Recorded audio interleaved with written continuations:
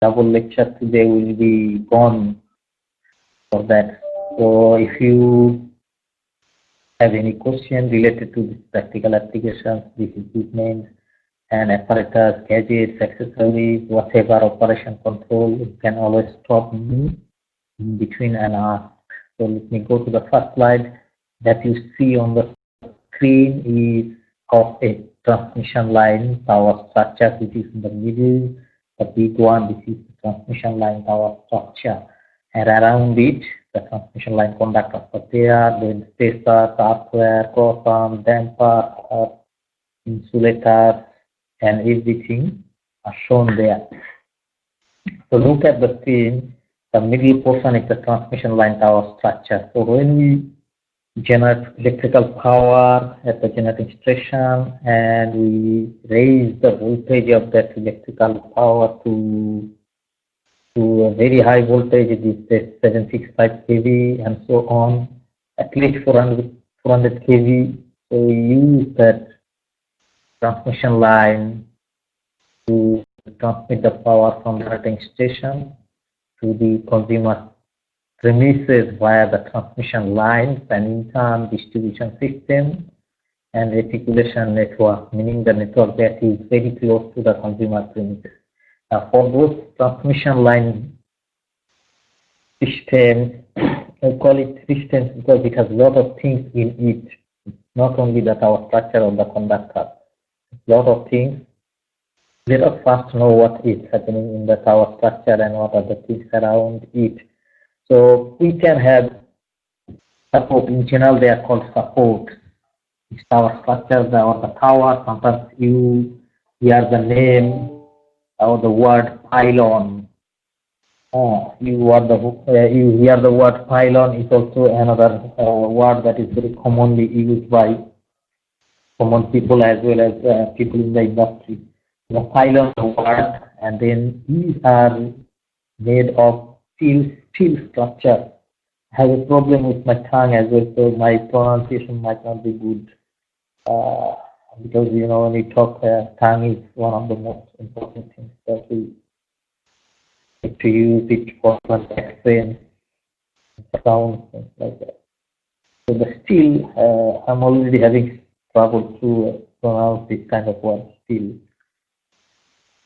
Steel structures are the ones that we are using during these modern days, but before that it was concrete tower, concrete pole, steel tubular pole, steel reinforced concrete pole in form of trapezoidal structure. Trapezoidal means you can imagine the sides are not equal like a square or a rectangle. So those were used over the years, and people were trying to design support with maximum efficiency, economy, and also considering many other things. The first thing is outdoor. Outdoor is left out there for the rest of their operation life in terms of environment, in terms of wind, in terms of corrosion or erosion. All those were coming. But finally, these days, we are having steel structure for constructing this transmission line tower. First of all, one reason is that it's more economic than others and it's easy to manufacture them because you prepare these pieces, small pieces, steel pieces, the factories, and then you bring them to the site. It's easy to carry the small pieces. You don't carry the whole tall tower structure all the way. You carry the small pieces and then you bring them to the site and you weld them using welding machines and make this transmission tower. So that's how it becomes a bit more economic. And the second thing is that it's easy to repair. So if some of the parts of the steel tower structure is damaged, you can just replace those structures and the other parts are still strong enough. So these days, for carrying electric power over transmission lines, we use steel structure, and we use over a transmission line as compared to underground cable because it's much easier. than underground cables, because when we have to lay out underground cables, we have to dig those cables and it goes underground. And there are many other advantages and disadvantages in that process. But one of the things is that it is very expensive. The first thing is that underground cable is very expensive as compared to overhead transmission line. So that is why we use overhead transmission line for transmission of electrical power. Now, transmission line tower structures are made up of steel. Sometimes we call them pylons.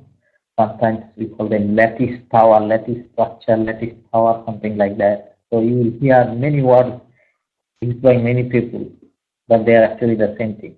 Around this tower structure, the first thing is that we put this tower structure so that conductors can be supported. Conductors mean the transmission line conductors that will carry the current or the power that is being transmitted from the sending end to the receiving end.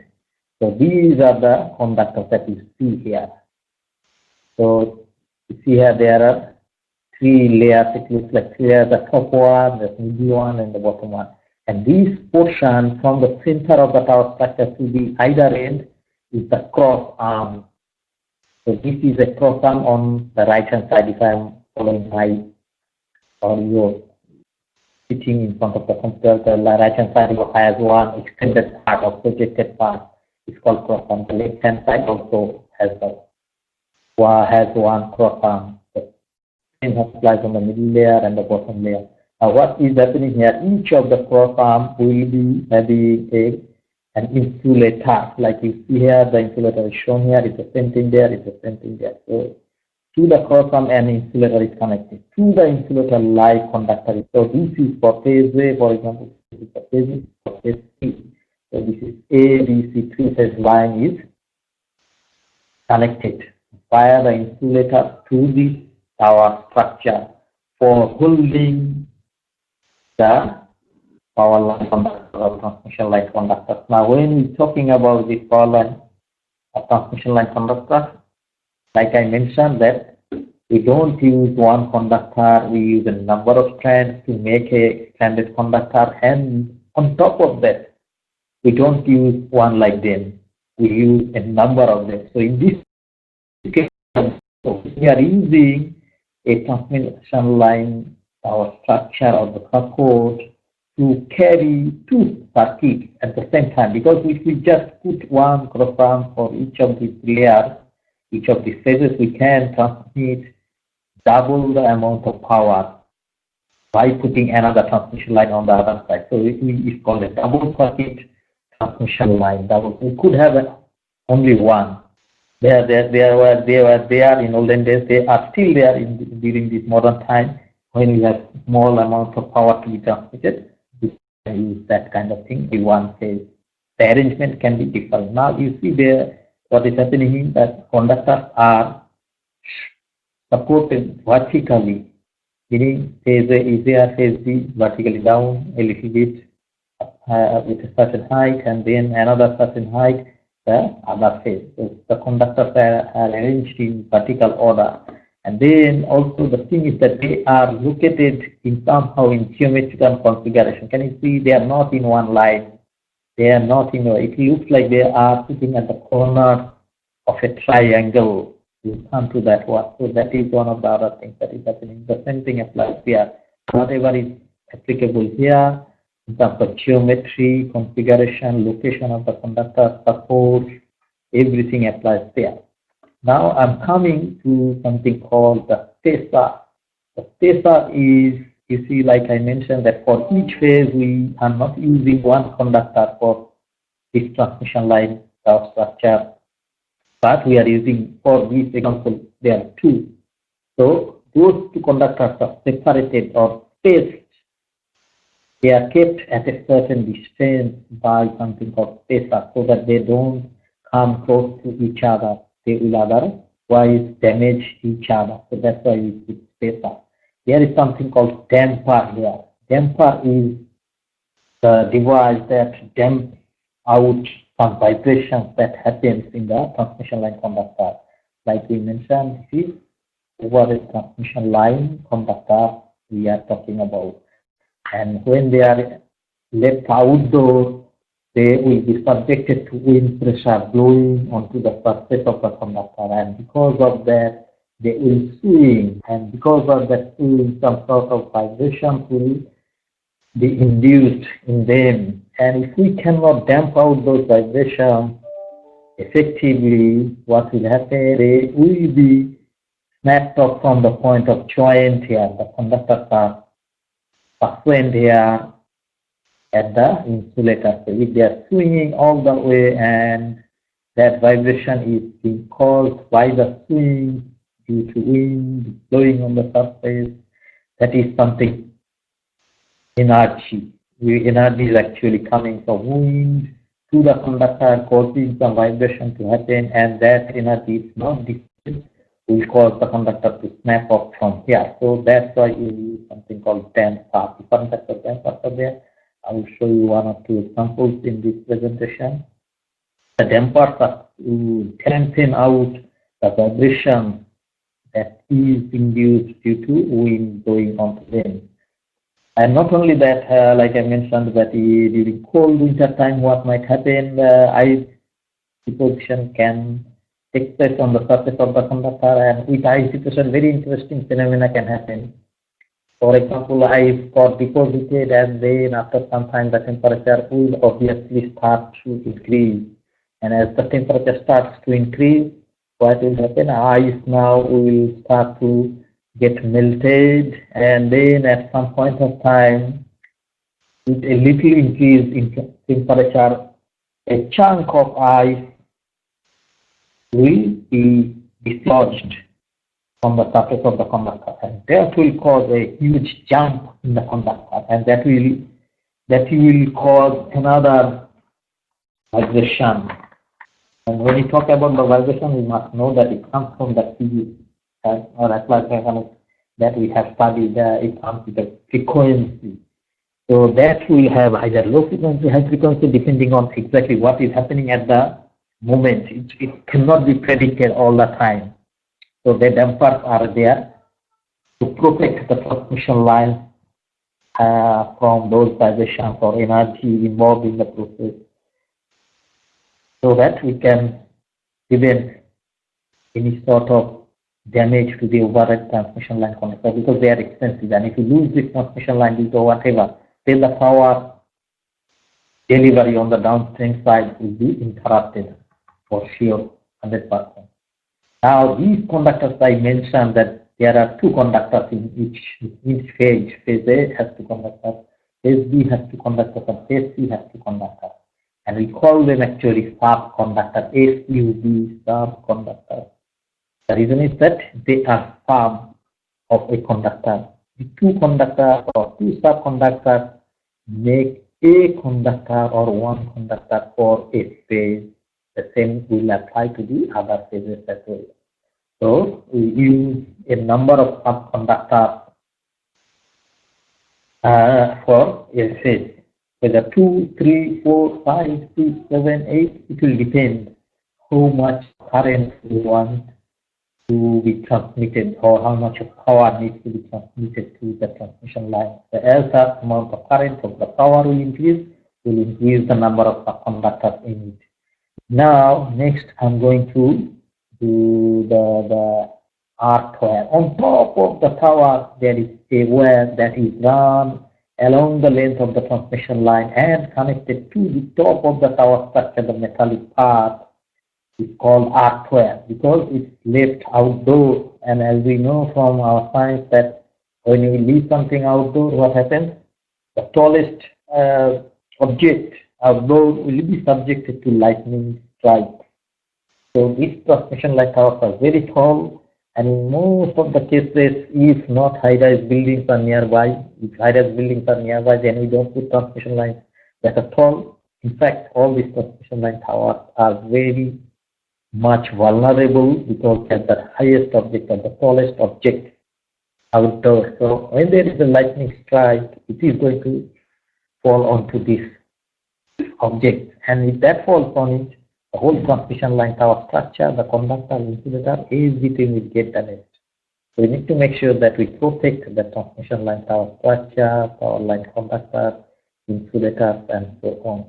We put that earthware along the length of connected to all the tower structure steel metal, so that if a lightning strike comes on, it is going to strike on the earthware, not the tower structure. It will connect to the earthware, which is connected to ground in turn with a special grounding arrangement.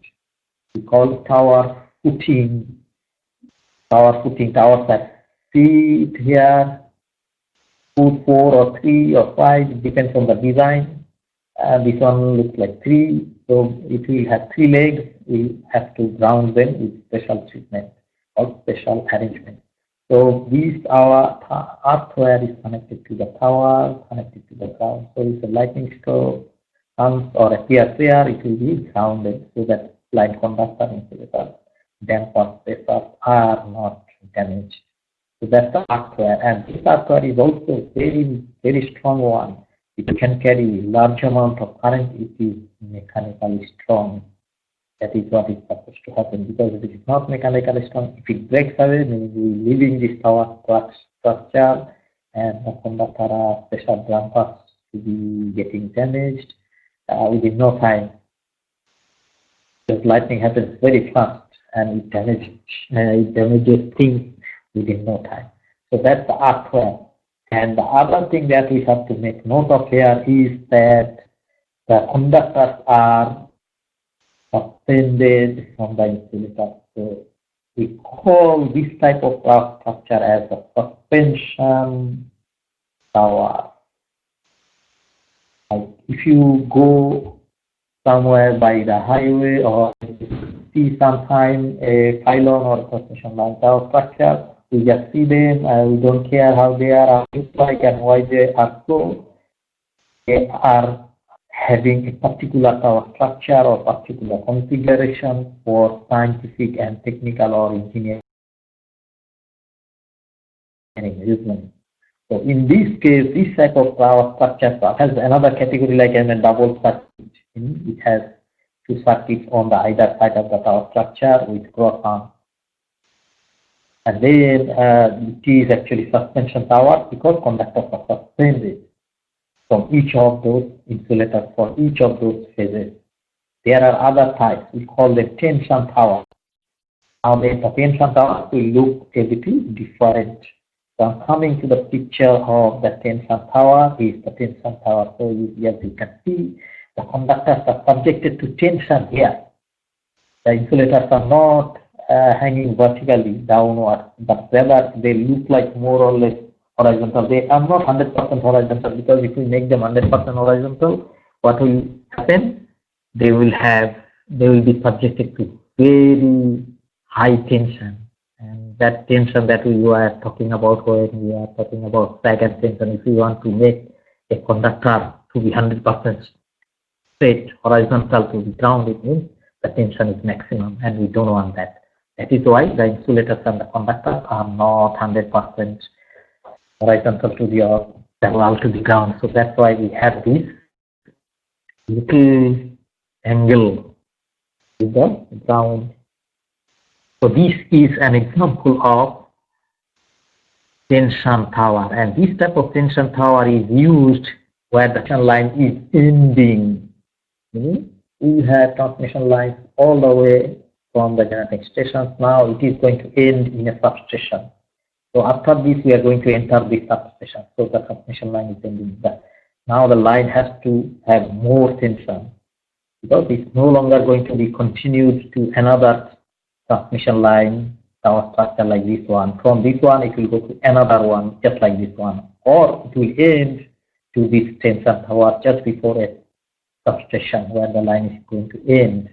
So the end of transmission line always uses a tension tower. There is another application of this type of tension tower is that, for example, if we see that the transmission line has to change its direction, meaning It was going straight all the way. Now the direction has to change almost by 90 degrees or so. And it happens in many cases, in not only in transmission line, in distribution lines as well. For example, you have a house, somehow in one of the lanes, so the main road is going along, your road is at 90 degrees. So the line was going like that, and now it has to change by 90 degrees. So tension has to be stronger as well.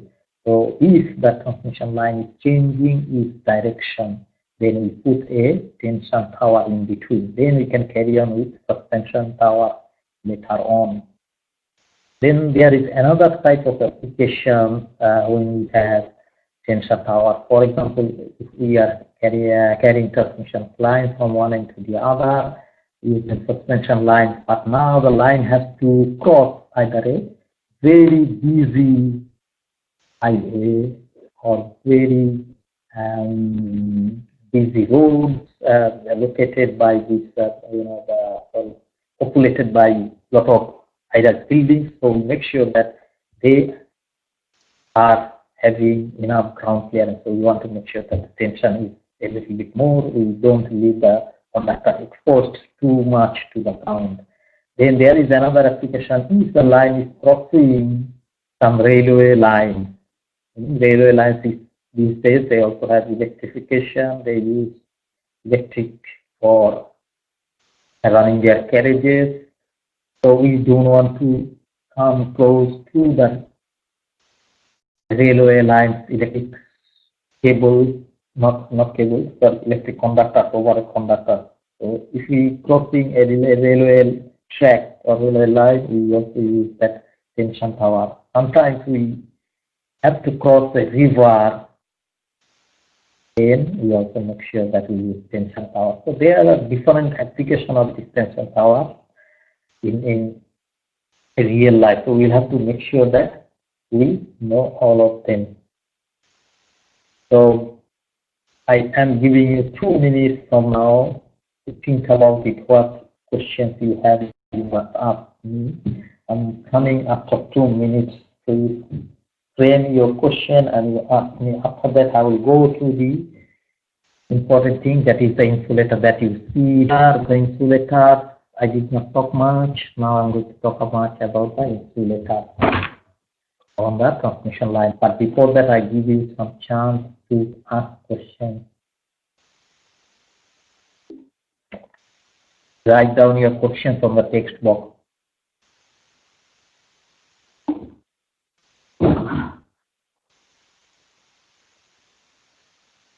Write down your question on the text box.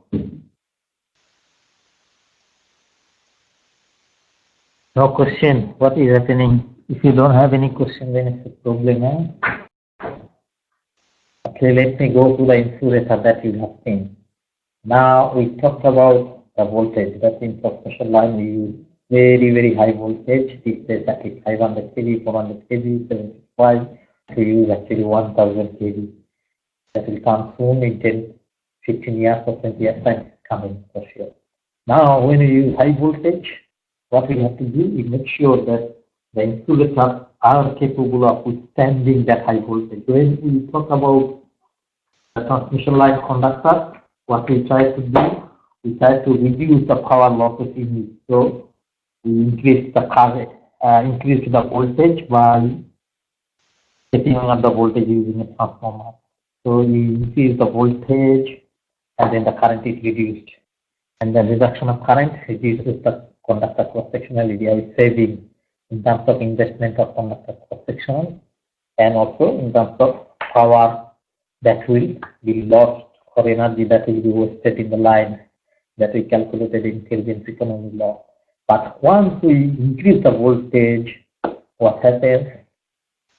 We have to spend more money on the insulation, because insulation is the one that allows the conductor to be separated from the metal structure of the tower, like in this one or the previous one, because you cannot connect a live metallic conductor with the metallic tower structure. So the insulator has to be good enough that will be capable of withstanding that voltage. Now high voltage insulator, actually it ranges from 10 kilovolts to 500 kilovolts and higher. They are of nature, we call them composite insulators. They are also known as polymer insulators. They are also known as silicon rubber insulators. They can be used for suspension as a long rod that you see on this diagram. It's a long rod. It looks like a long rod. And it's silicon rubber insulation. There are other type of insulation. We call them pin type insulation that were used in olden days. Then using porcelain, we also use glass for insulation insulators that are used in transmission lines. There are other type of insulators that we use in station, meaning substation. We call them station post insulator. Right? So there are different. So we also have some insulators that look like disc. They look like this. We call them disc insulator. Also, there are some other insulators that we use to protect our transmission lines, power substation equipment, and everything from the lightning strokes. So we call them lightning arrestor insulator and so on. A lot of insulators are there, but these days we are using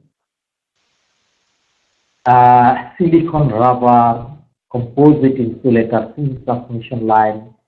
In case of porcelain insulators, in olden days when we have started, it was 11 kV, 22 kV, 36 kV transmission line. 11 kV, 22 kV, 32 kV transmission lines, but these days, no longer that voltage.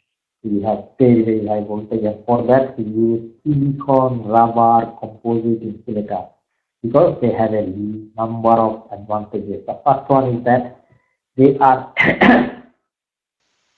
having an excellent quality of anti-pollution, meaning they don't get polluted easily. What is the problem with pollution? Like I mentioned earlier, that no matter where it comes to our transmission lines, they will always be subjected to some sort of pollution. If it is near the highways, the carbon particles from the tires will come off the car. If you put by the ocean or by the seashore, all those moist silicon salt particles will come and get deposited on the insulator surface. If you put nearby the agricultural farms, all those pesticides sprayed on the crops and nearby areas, it will come and get deposited.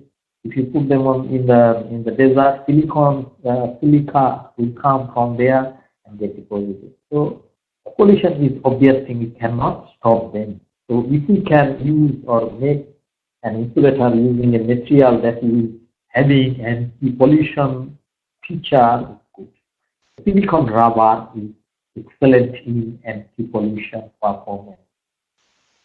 They are capable of operating in high polluted areas. Now the second advantage is that it's free of cleaning.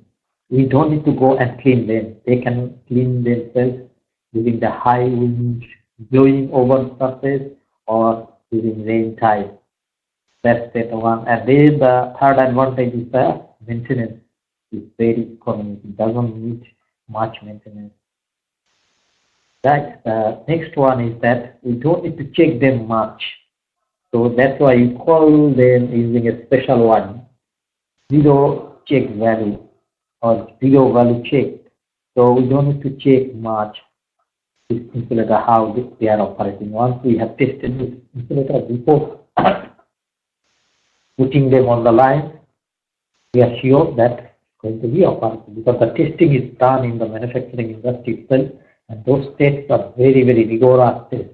And then the next advantage is that the weight, when we suspending this insulator from the cross arm of the tower structure, if the weight is high, the cross arm needs to be strong enough. If the weight is low, the cross arm can be lighter. Meaning, if we put in a heavier insulator here, the money that will be spent on the tower structure cross arm will be more.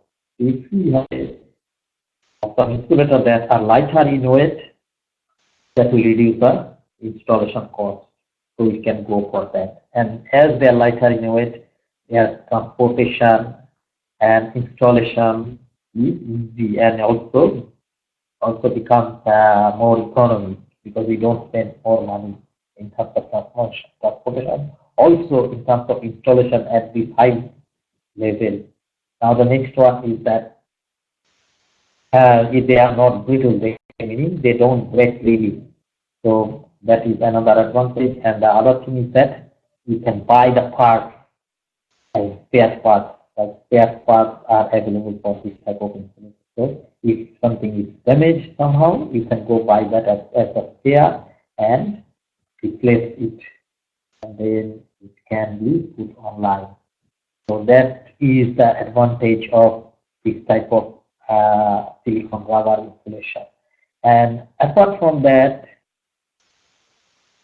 there are some other things that we see on the transmission line tower structure. These are some examples of those insulators. Can you see how they are composite insulators? The insulator string, if we made this is made up of glass, this is made up of porcelain, and they look like that. This is arcing horn. We see the horns are there. These are used for protection from the lightning strokes.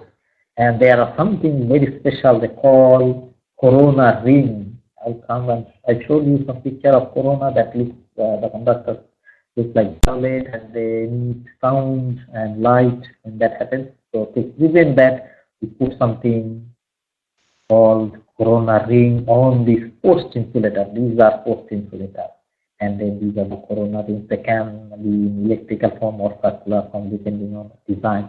This is also another insulator string, and this is made up of number of discs. So those discs are available like a unit. So you know how much is the voltage of the transmission line, 500 kV or 400 kV or 765 kV, and then you design how many discs you need. Each of those discs are capable of operating at a certain level, let's say 1.1 kV or 11 kV. So you calculate and determine how many discs you need to make that insulator string. Right. So if we go to the next slide, is the vibration damper that I was talking about. We couldn't see that vibration damper in that diagram because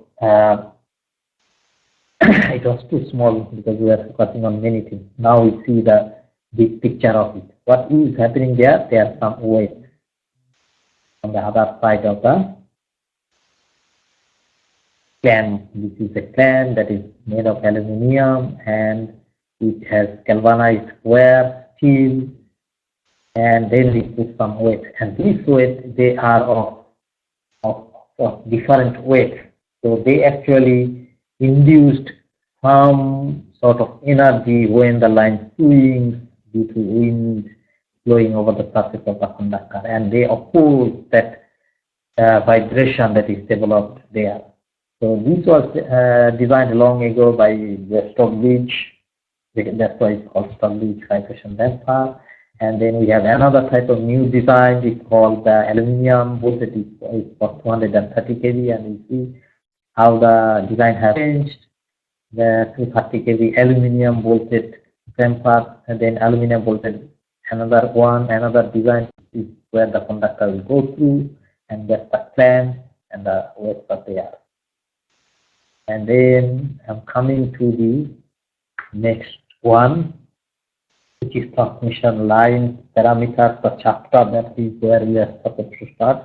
But my introduction actually is not going to stop here. I'll still continue with the introduction, and then I'll enter to the chapter at some other point of time. So now I'm showing you the outline of this chapter. Is that I'll have introduction, which I have had something, but I'm not complete yet.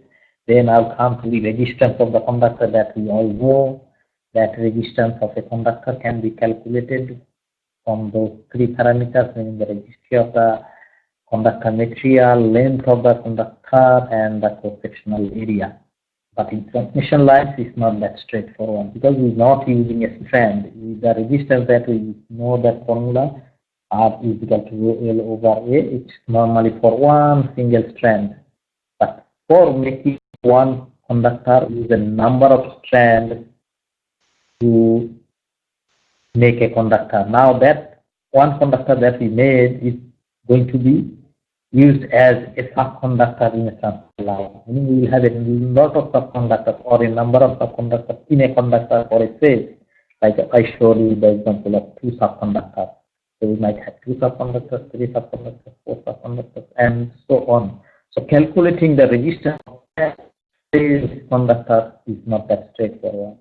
Again, one important thing, when we use stranded conductors, meaning we twist them. As we twist them, the length is actually not that length that we consider, longer than that. For example, if I have 1 meter length, and if we have twisted it, actually it's longer than 1 meter. But for example, when we calculate an R equal to rho L over A, we might still stick to that 1 meter for the length, which is not a correct one. Does it make sense?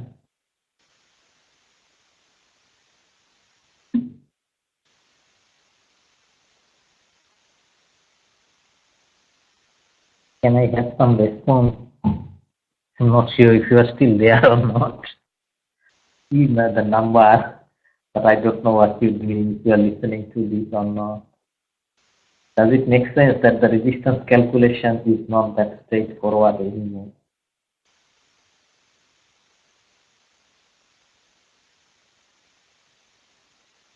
Can anyone respond?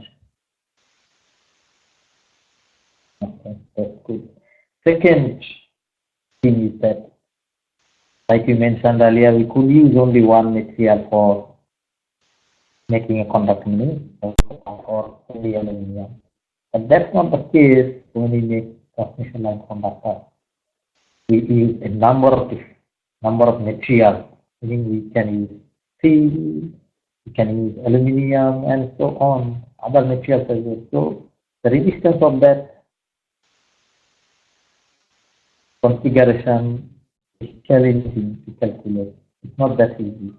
So which row you are going to do, we have to consider all of them separately. That's one thing. Right. So it's complicated as compared to the one fundamental one we know. Right. The second thing is that now is not the second, is the second one of the different materials. Third one is that the temperature. Once we put a transmission line in operation, it will be subject to voltage, and the current will depend how much of power is being transmitted, and that current will now cause a certain amount of power loss, meaning the energy wasted, and because of that energy, what will happen? The temperature will start rising. The temperature of the conductor will start rise, and as the temperature rises, the resistance will also change, because it's a positive temperature coefficient metal or material. So because of that temperature change, the resistance of the conductor will also change. So that makes it even more complicated, because the resistance is now at 25 degrees Celsius is something, at 37 degrees Celsius different. And again, we need to consider that different materials are there in the conductor itself in the first place. Is that clear?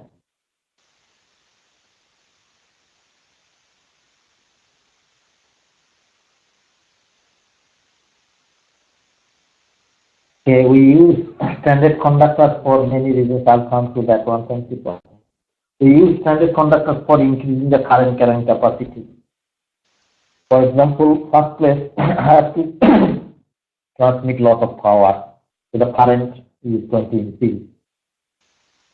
So we have to transmit lot of power, the current is going to increase. If we allow that amount of current to flow through a conductor, we have to increase the conductor cross-sectional area. So I can use a very large diameter conductor cross-sectional area, and we saw what are the disadvantages of using larger cross-sectional area conductor. So what we try to do is step up the voltage, and we try to reduce the current to certain value. But still, if we use a larger diameter conductor, solid one conductor, then what will happen? It will be very rigid. It will be a rigid conductor, like a solid piece of rod. like the steel rods that we see when we build our houses, copper rod or aluminum rod or steel rod. It is very rigid. It will not swing. If it doesn't swing, then it will get damaged immediately with that immobilization. So they have to be flexible at some point of time. So that's why you use the standard conductor to increase the current carrying capacity and to make them flexible. So these are the main reasons we use them for increasing the current carrying capacity. As we add more and more strands, the current carrying capacity will increase. And if we don't want to add strands, if we still want to increase the diameter of the conductor, it will be a solid rod of that long length, 203 millimeters. And it's very difficult to manage that kind of long length of a rod instead of a stranded conductor. The resistance calculation is very, very complicated. But we're not going to calculate that resistance in this chapter. We are going to focus on the inductance. We start with one conductor, then we'll go for two conductors, meaning single phase line. They will have two conductors, that is one for supply side, the other one is for return, meaning we call them phase and neutral, and then we'll go for three phase lines. Phase A, B, C, or sometimes we call them phase R, Y, B, and those conductors, like we mentioned in the transmission line tower structure, that how they are placed or located. They might be located in symmetrical configuration, meaning we can imagine those three conductors are located at the vertices of an equilateral triangle. Sometimes if they are located at the three vertices of a triangle, but that triangle is not equilateral triangle, so it's an unsymmetrical configuration. So in most of the cases, actually, is unsymmetrical configuration, because that's easy to make. To make it symmetrical or make an equilateral triangle, you have to make sure that all the three sides of the triangle are of same length. But if you want to make it unsymmetrical, it's easy. If you don't do any measurement, it becomes unsymmetrical. By chance, it becomes symmetrical. Then we go for double circuit, like the diagram that we saw. The circuits are there, three-phase circuits are there on the either side of the transmission line, or single phase, also for three-phase configuration. So that is the one we go through, and then we go through the capacitance calculation, and we follow everything like that. So I'm coming to the resistance. Like we discussed, that resistance calculation is very, very complicated when it comes to the transmission line, because we use stranded conductors. Like if I go back to the diagram, this is, you can see the strands are shown there and they are extended. So the length is different and all those things. So it's only one half conductor. We might have 2, 3, 4, 5, 6, 7, 8 subconductors in one line. So the resistance calculation is very difficult. The next one is inductance and capacitance. That is what we are going to calculate. And when you look at the transmission line, it has four important parameters. The first one is the resistance, because that determines how much power loss is going to take place, or how much current can be flowing through the transmission line, and so on. Now we will do these two inductance and capacitance calculation in this chapter, and the shunt conductance I will have a short discussion, because it's also one of the parameters that is very difficult to calculate. We just want to have some concept in that regard.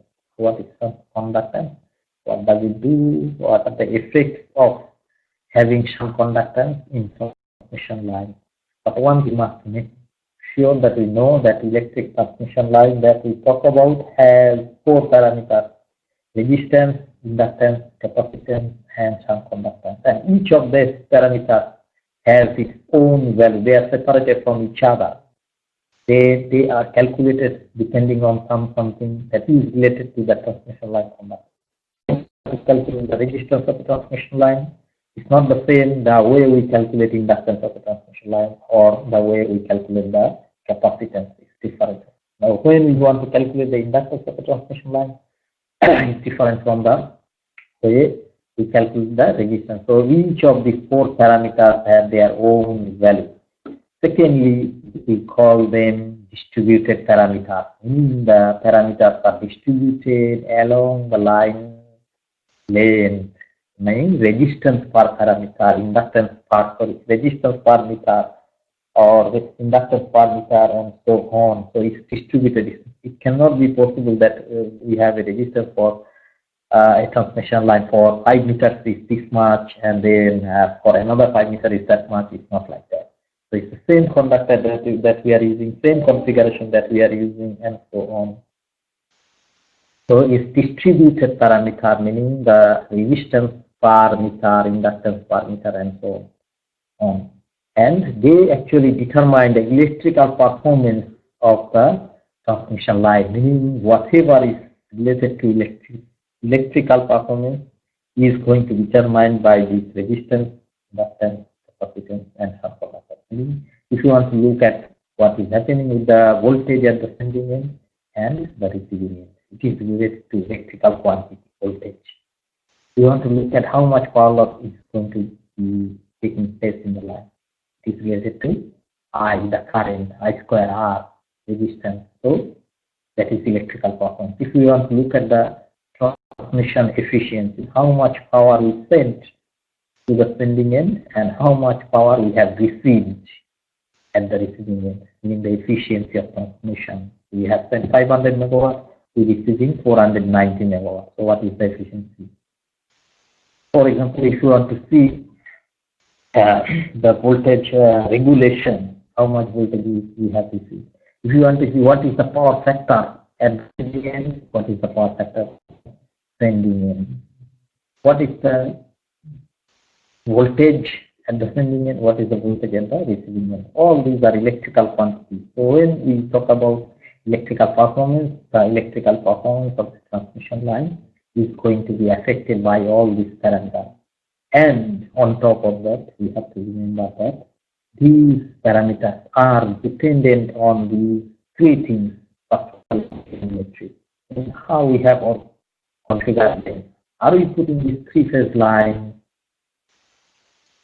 on the vertices of an equilateral triangle, or on the vertices of another formation, isosceles, and so on? So how we configure them, the line geometry, with the distances between the conductors or the phases of conductors, they are same or not? The distances between the phases, the conductors on each phase are same or not? That is the line geometry. Then the construction, how we have constructed them, are they solid conductor or standard conductor, and what type of material we have used.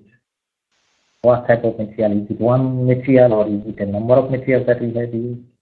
That is going to determine the value of that parameter, meaning the resistance, inductance, capacitance, and shunt capacitance. And also, it depends on the operational frequency. If it is 50 Hz or 60 Hz, as we know that inductance, when we calculate the inductive reactance, that frequency comes into the scenario. So we want to calculate the capacitive reactance, say we be involved with the frequency. So the line geometry, construction, how we have constructed the line, and then how we used, what type of material we have used, how many materials we have used, and all those, and including the operational frequency, going to determine the values of these four parameters: resistance, inductance, capacitance, and shunt conductance, and they determine the operational performance, electrical operational performance of the transmission line, and they are called series and shunt admittance. So these resistance, inductance, they are series, shunt capacitance, shunt conductance, they are the shunt admittance. This is how we also classify them. So, like I mentioned, the resistance calculation is not that straightforward. I'm coming to unfold something here, something I had mentioned about the temperature and stranded conductor. But thing I did not mention yet, which you see on the screen. The first one is the effective resistance. And in terms of effective resistance, we had not seen that one before this I guess.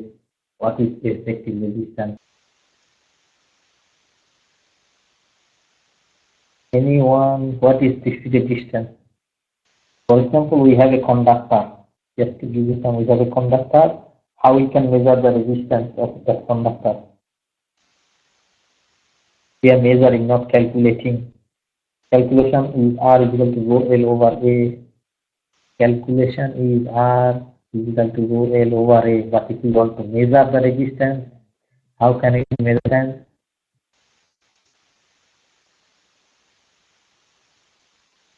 How can we measure the resistance of a conductor or of a conductor or a certain length of a conductor?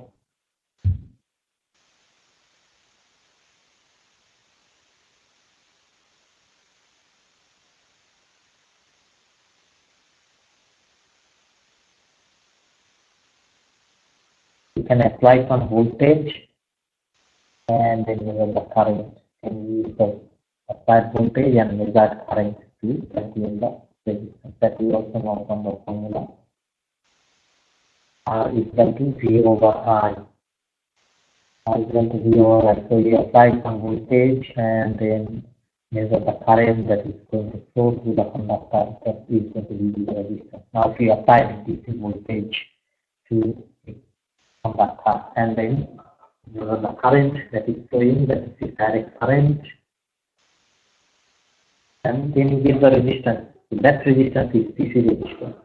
But if you have applied alternating voltage to the same conductor and if you measure the current that is equal to the alternating current, and the resistance that you will get is due to the application of alternating voltage to the conductor. So that is going to be AC resistance. So which one is going to be more or less or are the same? Is that AC resistance equal to DC resistance or not?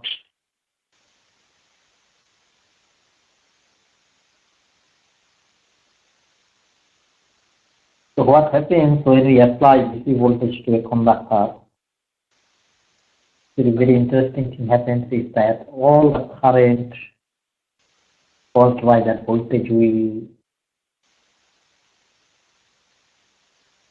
flow to the whole cross-sectional area of the conductor.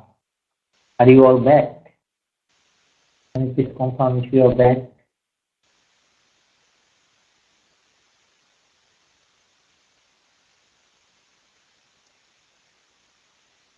Can you please confirm that you are back? So when we apply DC voltage, the current flows to the whole cross-sectional area of the conductor because there is no frequency involved in the process and there is no alternation of current.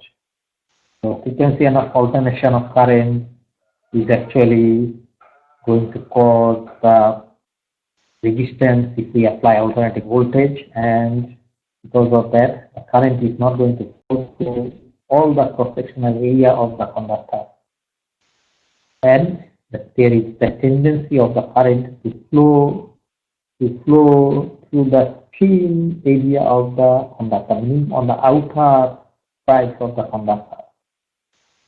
To the center of the conductor, the current will not flow, which means the resistance, if we use alternating current and alternating voltage to measure the resistance, we will find the resistance is higher than the resistance that we have measured when we apply DC voltage and measure the DC current, direct current, because for direct current application or direct voltage application, the current flowing through the conductor cross-sectional area is going to cover all the cross-sectional area of the conductor, while for AC alternating voltage or current, the current tends to flow through the thin area of the conductor. That is why that effect is called skin effect, meaning on the outer surface of the conductor, not outer surface, but on the outer side of the conductor, considering the center of the conductor. So that's the key effective coming. And effective resistance is the resistance that is going to show the resistance caused by a direct current and causing the same amount of power loss. And I have mentioned what we use for making transmission line conductor is for transmission line conductors we use standard conductors because we want to make them flexible and we want to increase the conductor cross-sectional area, effective area, so that we can increase the current. So how we make those standard conductor is like this. So you can see a number of strands are there. So there is a core and the center. The first one is the core, and around that there are 6 conductors. And in this case, this 6 plus 1 at the center is going to make the core. And these are steel strands. These steel strands are used as 7 or 4 conductors to make the whole conductor a very strong one, because if we put steel, then it becomes stronger. So we have to make sure that the transmission line conductor is strong enough mechanically. So if we put steel inside at the core, then the conductor becomes stronger. But we have to make sure at the same time that we put enough aluminium that will use the current flow part. So for the current to flow, enough current to flow, we need to make sure that we have enough aluminium. Just to make sure, to let you know that we are not using copper anymore for transmission line conductors these days at all. There is no use of copper these days because it's expensive, the density is higher, so it's heavier, it will cause more drag and all those things. So we use aluminium because its density is, but in terms of electrical parameters like resistivity of aluminium is higher than copper. So we need more aluminium as compared to copper if we are considering the same thing. So what is happening here, after the core that is made up of 7 steel strands, we have 2 layers of aluminium strands. So that is why we call them stranded conductor, and in this case this conductor is known as standard aluminium conductor with stranded steel core, SCSR, aluminium conductor, steel reinforced, aluminium conductor, steel reinforced. So actually it's an aluminium conductor that is used for power lines or transmission lines, that is reinforced by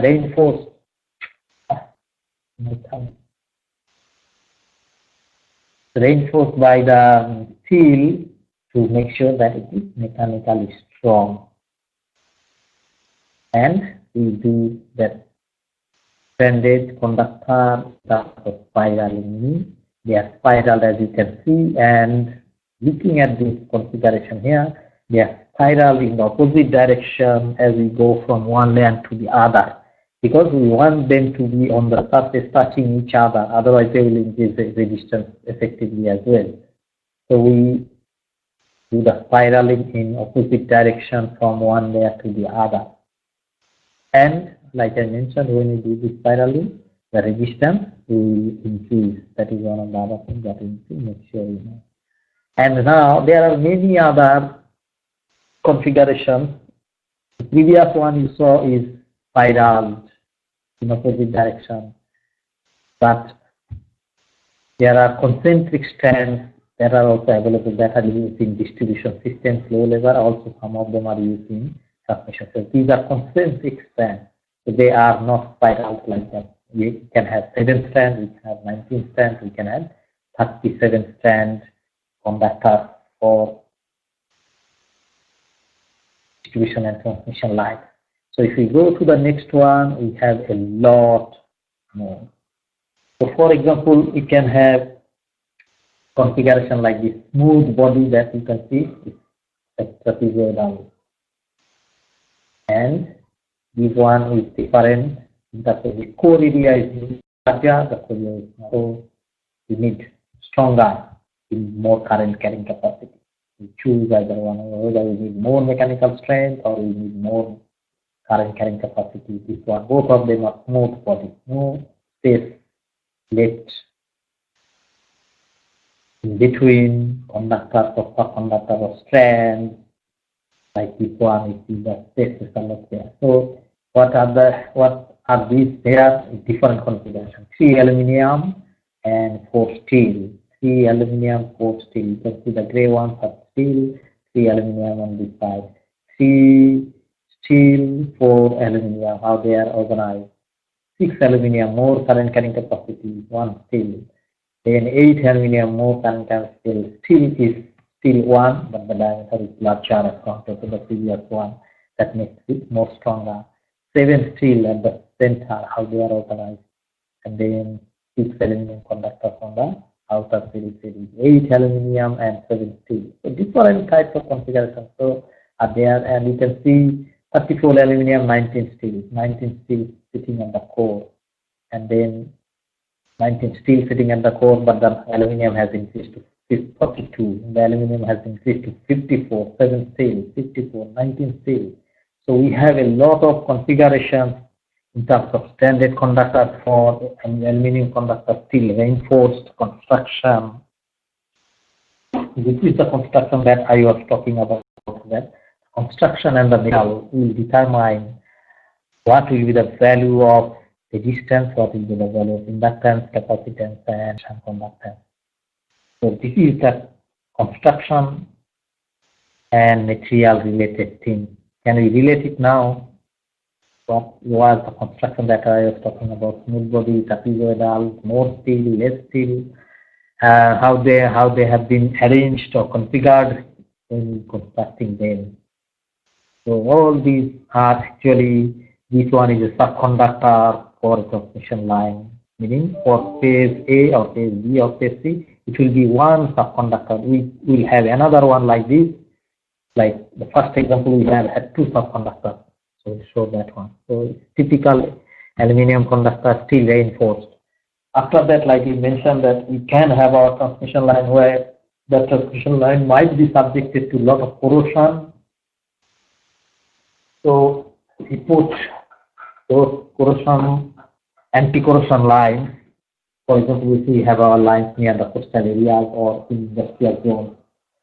Those areas of transmission line conductor is subjected to corrosion. So you have to prevent them from corrosion. So we put them with anti-corrosive grease that we apply in between the gaps with those standard conductors. So the grease is there.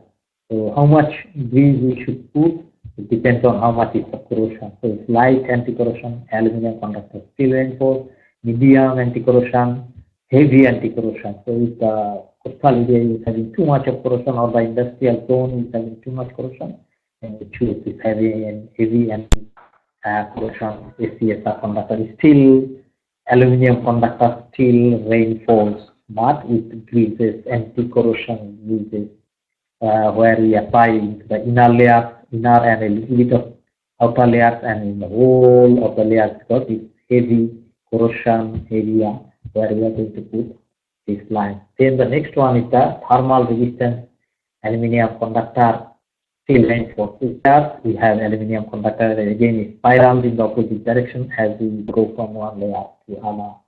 So we use aluminum alloy standard conductor for this type of thing, and then we reinforce it with steel that has high tensile strength, and we use them for overhead transmission lines. And these layers are aluminum alloys. It's not pure aluminum. It's aluminum alloy to make them a little bit of more strong in terms of mechanical strength, because aluminum is brittle in nature in general. So that's why we use aluminum alloy conductor. And galvanized steel makes it mechanically strong enough. We use them in overhead transmission line. The next one is the aluminum cladded conductor. Aluminum cladded with steel reinforced. So aluminum clad steel. So we have steel, we cladded them with aluminum, and on the outer layer we use aluminum strand, and it provides more tensile strength. So we have cladded the steel with aluminum, and then we put them in mainly overhead transmission lines. Sometimes we also use them in overhead distribution lines. This is the overhead distribution lines voltages had increased up to 130 kV or so. So we use them in distribution systems as well. The next one is the super thermal. The super thermal all aluminum alloy conductor inward reinforced. It's like we put inward, inward is a material or metal that has very low temperature coefficient. So if the temperature changes, the resistance of the material will not change much. So we put in the inward in that material. The outer layers are still aluminum alloy, but they can withstand high temperature.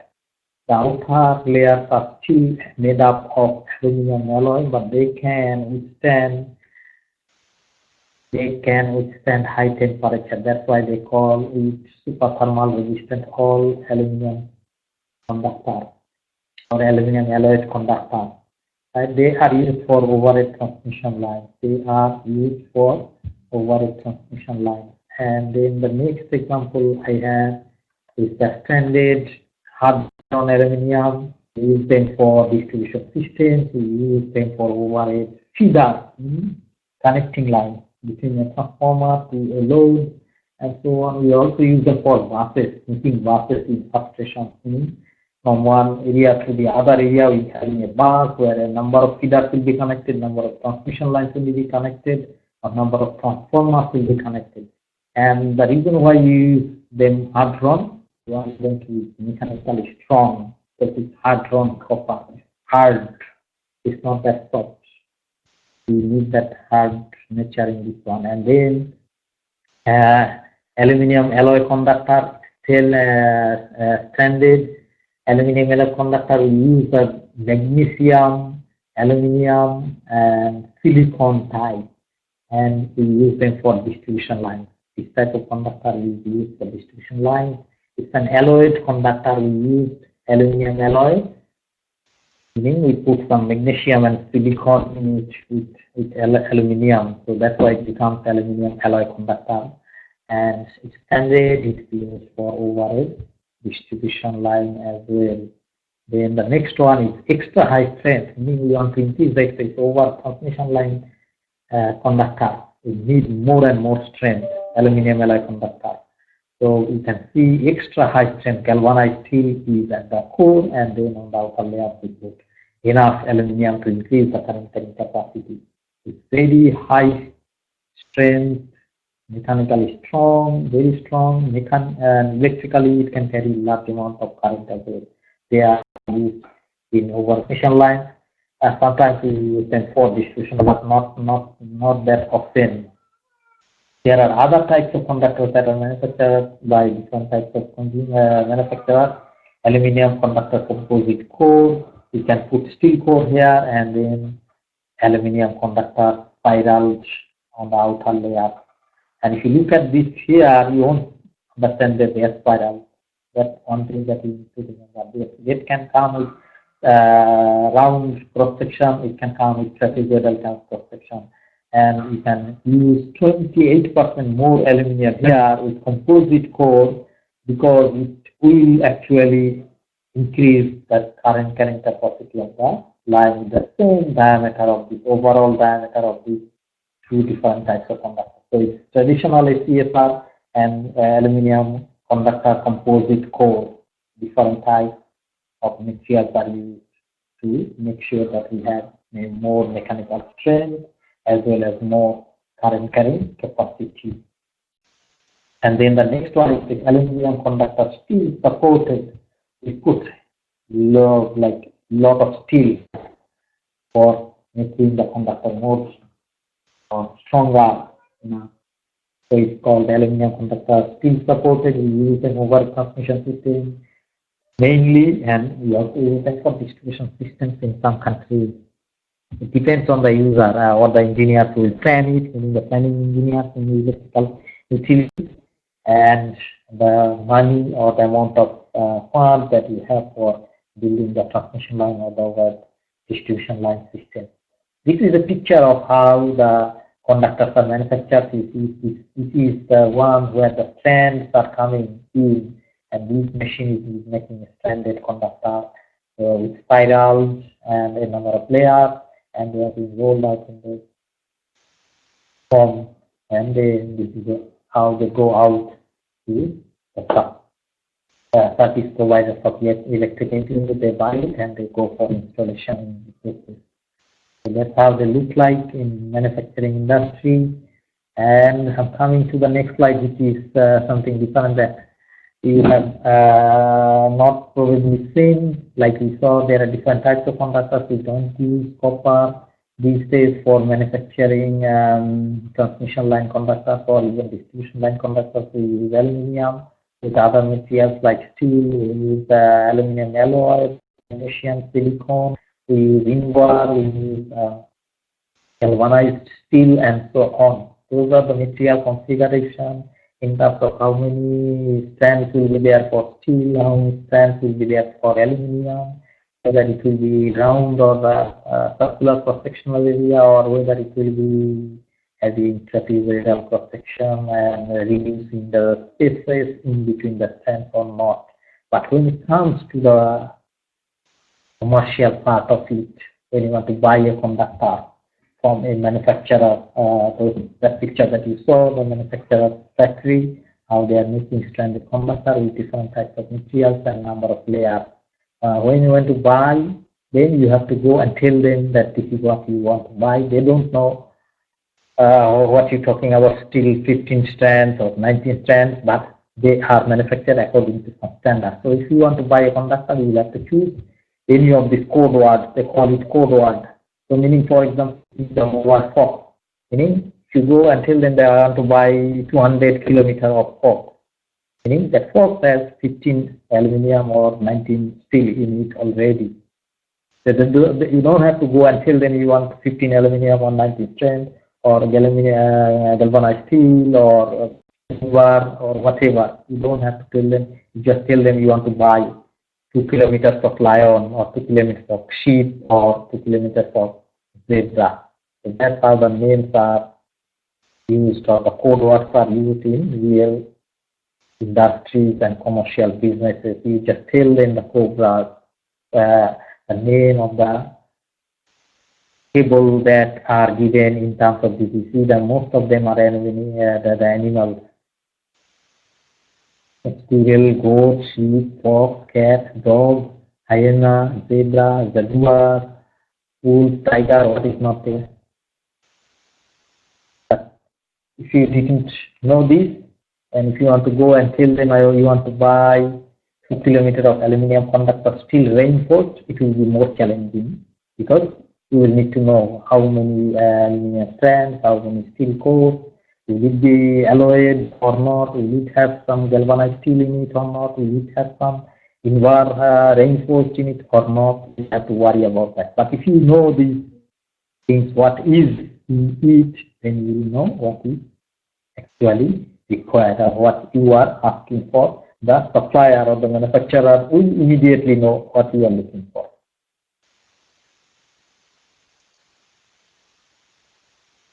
To this type of, how you know these code words are here, and then you see the nominal cross-sectional area in square millimeter is shown there. I took it from a standard table according to some data. It's called basic data, aluminum conductor, steel reinforced, SUSR, as per some codes like GS standard, or Chinese standard, or South African standard, or American standard, or European standard, doesn't matter, and in which year it was established. So it shows everything. So it shows the cross-sectional area, and then the diameter will be shown here, nominal diameter, the weight will be shown here, current carrying capacity will be shown here, how many amperes of current. So you do the calculation initially, how much of current will be flowing through that conductor, and then how much of diameter you want, or how much is the weight that you can afford, and then you choose one, and then you go to tell them that I need this zebra, or I need moose,